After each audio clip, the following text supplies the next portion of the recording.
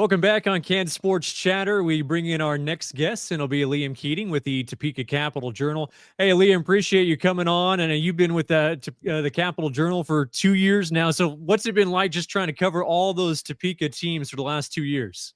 It's been great. It's been great, Cole. Thanks for having me on the show. Love the city. So much happening in the capital city. So many great things going on, dependent on sport.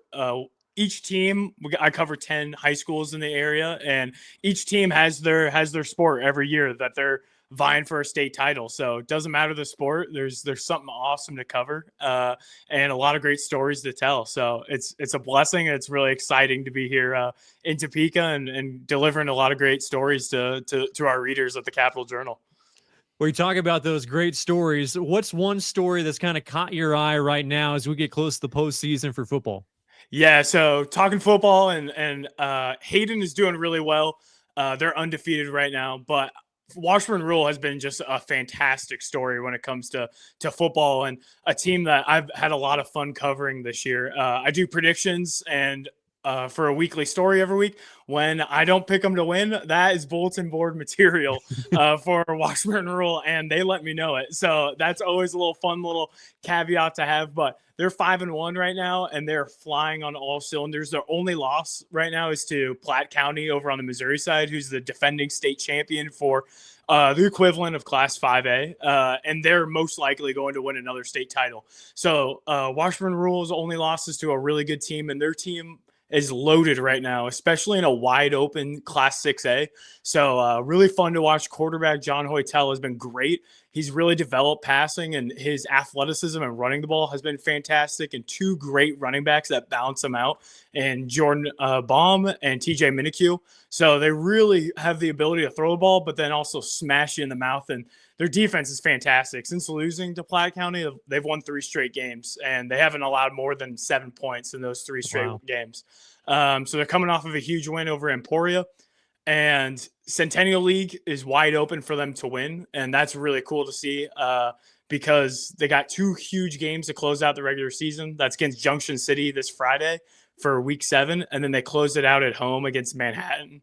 And if they win those 2 games, they're Centennial League champs and a really high seed in Class 6A, especially in a Class 6A that's kind of wide open, especially on the west side. You got Mays leading the way, but anything can happen in the playoffs. And I feel like there are a lot of question marks for Washburn Rural after last year's poor season and coming into the year, but they've answered the bell every single way. One of my favorite stories out of them right now is a guy named Austin Ditch. He's their starting safety, and he's got 2 clubbed hands right now. It's crazy. I got a feature story on him on our website right now, but you see guys run around with a 1 club hand, and he's actually got 2. So I saw we got a great photo from our photographer of him drinking out of a water bottle, and he's like holding it like this. It's hilarious. He's a great dude. He's playing with 2 broken thumbs, so way more of a man than I could ever be. But great feature story on him, and he leads that secondary. So Washburn Rural's defense has just been fantastic, and they're such a fun team to watch right now. Well, you mentioned Ditch, so like in the secondary, so you play safety or corner? He plays safety. Okay. And he talked about how it's impossible for him to catch the ball, obviously. It's also impossible for him to wrap up. So he's like, the only thing I can really do is just like get in there, lower shoulder, and just get involved. And, it's actually amazing because he's still an incredible player, fantastic baseball player too. So he's a really fun dude to write about and watch. And he's not hard to miss, I'll tell you that much. Yeah, he must have a good truck stick there. You talk about Washburn Rural and kind of like bouncing back from the year prior. Did Steve Bueller and that coaching staff, do they kind of have the expectations that they might have a pretty good season? For sure. I just feel like expectations are high no matter what for Washburn Rural and a Steve Bueller coach team.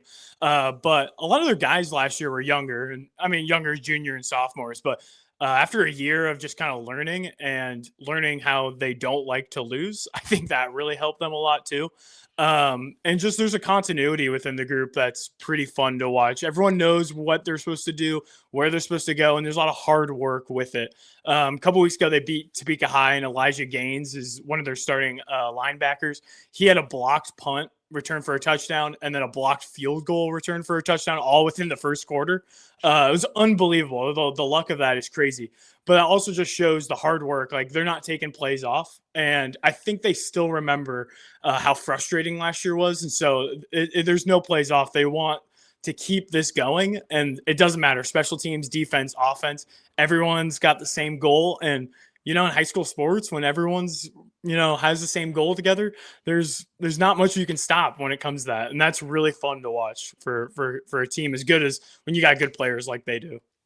You've been able to pump out a lot of really good stories already this fall. Anything else that stands out? Any features that you've written that really kind of stood out to you?